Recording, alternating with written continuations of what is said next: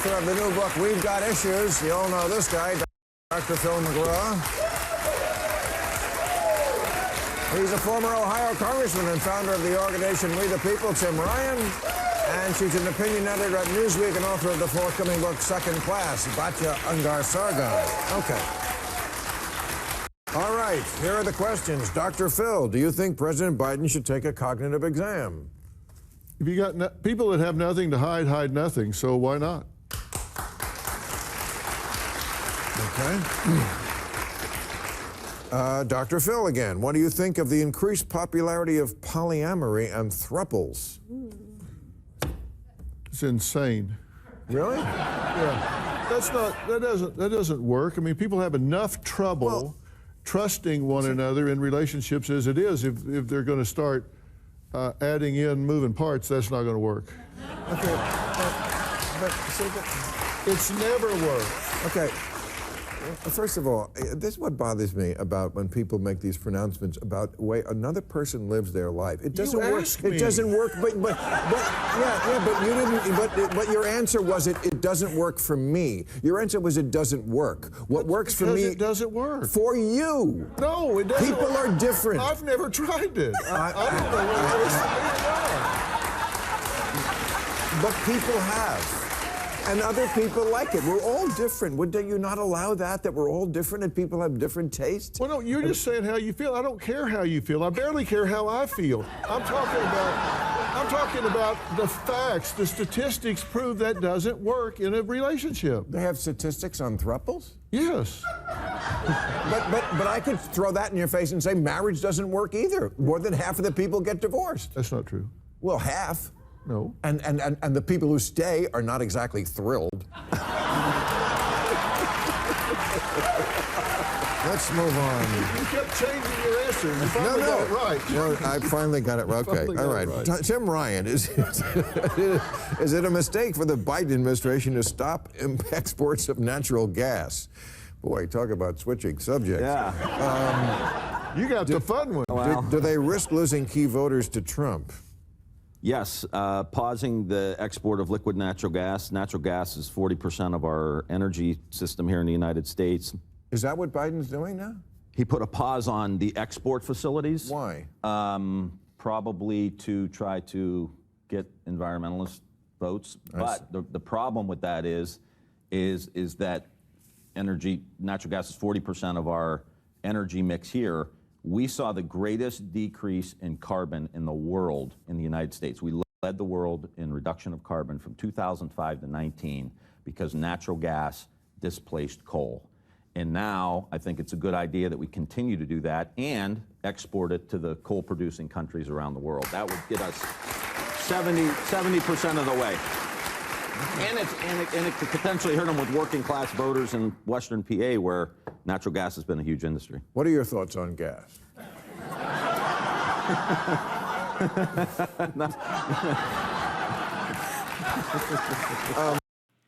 You know, Dr. Phil should have said right then and there, I'm sitting right next to one of the biggest gas bags, one of the biggest emitters of verbal diarrhea in the entire comedic world. Bill Maher. That's what I think about gas. The stuff that you emanate every time that you talk. I mean, it's so wishy-washy. Every once in a while, Bill Maher just sort of gives you a tiny little nugget that says, oh, he understands. He finally gets it. He's not totally left. He's not just a libtard.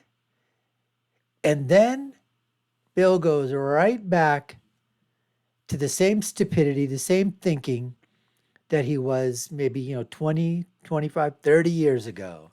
The same leftist, the same liberal who just doesn't understand a darn thing when it comes to conservative thought, what's on the right, energy independence, all of those things.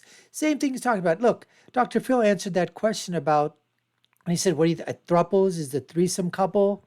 What do you think about, look, everybody can live their life the way they want to live it.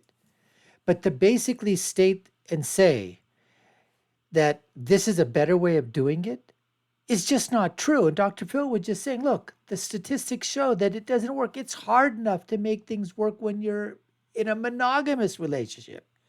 And now you're adding people and couples and all kinds of things. All I can say is that, look, if adults, grown adults over the age of 21, I guess, whatever the hell they want to do by law, let them do it in the privacy of their own home, their own bedroom.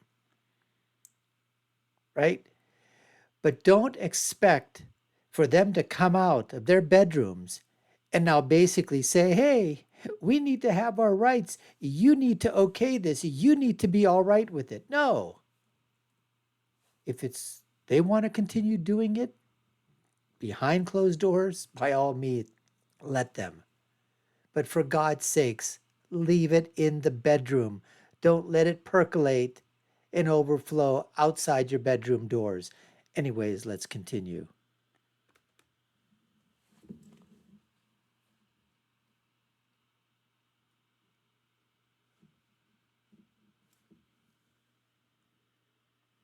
For you. Should Democrats be worried about the 100,000 uncommitted votes in the Michigan primary? Oh, yes, I read about this policy in Gaza cost him the election in the fall. If people don't know what we're talking about, Michigan just had a primary. Michigan has a large Muslim population.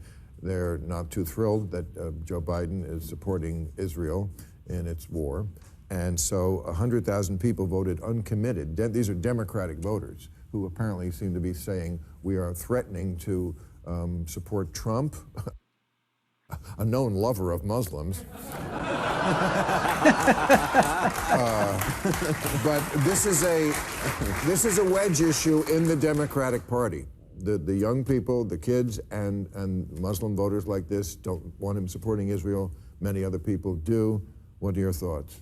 I think that the media really, really wants to put this narrative out there that Biden is going to lose Michigan over Gaza, when the truth is he's going to lose Michigan over 600,000 auto workers, because his EV market was extremely punishing to auto workers. And like we said earlier, there's been this big realignment where working class Americans are very, very, very much on the Trump train. People who used to be Democrats and used to vote for Democrats, and rather than admit that, this outrage that Democrats lost the working class vote and try to figure out how we can appeal to them again, they're looking for excuses and other things to blame, like, oh, this war in Gaza, or they'll call them deplorables, or they'll call them racists, because they don't want to admit that Trump has picked up a lot of the policies that used to be Democratic policies in the 90s, like controlling the border, for example. The idea that an open border and mass migration is extremely punishing to the working class. It drives down their wages. It's class warfare against the working class. It is an upward transfer of wealth from the working class, who end up competing with immigrants, to the elites, who end up employing them, and now they can employ cheap immigrants instead of having to pay working class Americans a living wage. Thanks, guys. This lady Batya, she hit it right on the head. That this is exactly the narrative that the alphabet networks, want you to say, let's blame Joe Biden because of, something happening overseas in the war between between Hamas and Israel. Oh, it's the fault of what's happening. There's no ceasefire in Gaza. But let's overlook all the things that are happening domestically, which she points out. The energy, basically the bowing down, the genuflecting of Joe Biden and his administration to the environmentalists, to the Church of Climatology, and basically saying that it is the Democrats that have lost the working class. That's who it used to be. They used to call them Reagan Democrats. And here's another thing, folks. They all call them, like she said, deplorables, racists, bigots, because they're white working class. Either the same white working class counties, 200 of them, that voted twice, overwhelmingly by over 20 points, for Barack Obama in 2008 and 2012. And what did these same people, these same 200 counties do in 2016 when it was Trump versus Clinton? By a 40-point swing, by over 20 points, they voted for Trump. So let me see. They weren't racist when they voted for Obama twice by overwhelming numbers, but now they became deplorables and racist and bigots because now they voted for Trump when he was running against a white elitist woman. Is that what you're trying to say? It's unbelievable, folks. The narrative that is spun by the leftists and their acolytes in the Alphabet Network media. It's just unbelievable. As someone who's completely apolitical, how do you feel about that? I love migrants. I think we've got a way to get them in, and people will be very surprised how educated some of these people are that are coming across the border. I mean, they're much better educated than people give them credit for. They're not all just coming for agricultural jobs or whatever. Right. Hey, Bill, just real quick. Yes.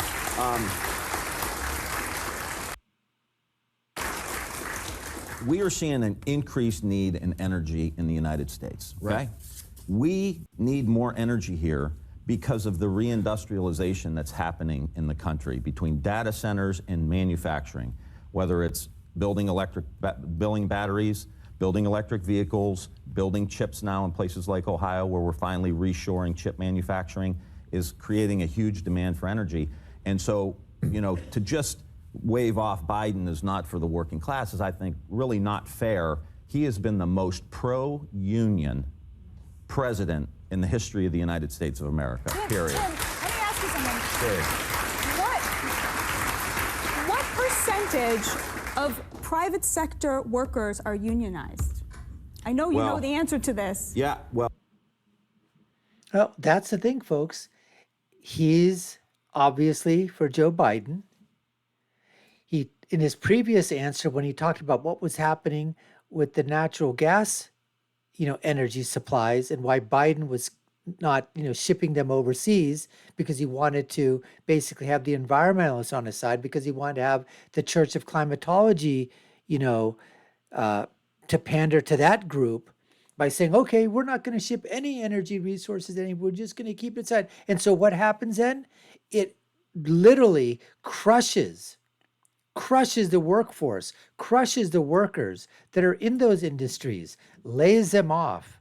They end up losing jobs. Companies start to close that are in the energy sector. And so it may look good to the environmentalists. He may placate all those people to his extreme left from the Church of Climatology.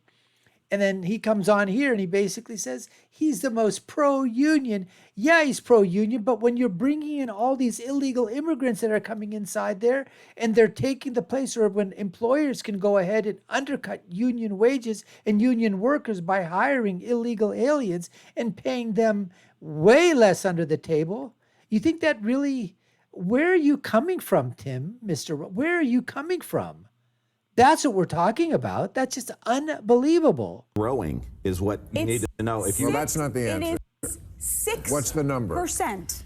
It's more And like, the reason for that, unions have never been as popular as they are now. Popular in terms of you poll Americans, you say to them, how do you feel about unions? They feel really good about them, and they are not joining them. 6%. Why? that is so Why? not, Why? that Tell is me. I'll so- tell you what. That is so not true. It is I speak at union conventions. Every union president I talk to, they say, we're putting 1,000 new members into our That is- union shop. Go talk to the iron workers. Okay, but wait. Go I talk to want to hear the operators. answer why 6% if they say they like it. right. So why do they understand that? They understand that against a corporation, a worker has no power. They need collective bargaining. Right. They need representation. Why aren't they joining unions? I'll tell you why. Because in the 90s, the unions, which used to be very much pro limiting immigration, did a 180 and decided that they were now going to support migration and mass migration. And as a result, union membership started to drop off. And so the unions show up and they say, we're for the workers, but we also support illegal workers. We also support mass migration. And in fact, when Trump sat down with the head of the Teamsters Union, which was again historic because usually unions don't even talk to Republicans, he sat down with him and they had a disagreement over immigration. I mean, to his credit, Sean O'Brien sat down with Trump and then as a result of that meeting gave the RNC $45,000, again historic. Okay. Trump said, immigration is hurting workers. It's hurting union workers. And Sean O'Brien said, well, that's not our position. But, Bill, this is... Okay.